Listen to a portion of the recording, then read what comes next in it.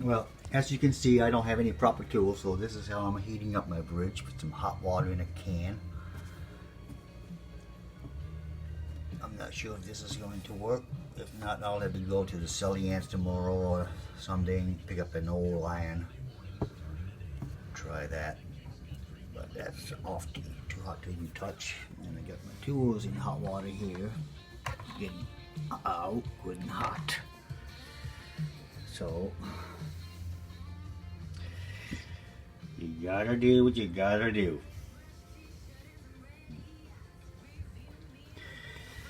Yeah, my main concern is still what's going on up there. Still what's going on up there. So I'm going to do what the guy told me.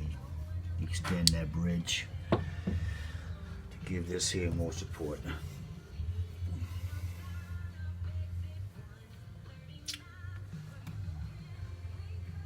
I just bought a bone saddle and a bone nut, and it's too loose, so I'm gonna go buy a doggy bone, make my own.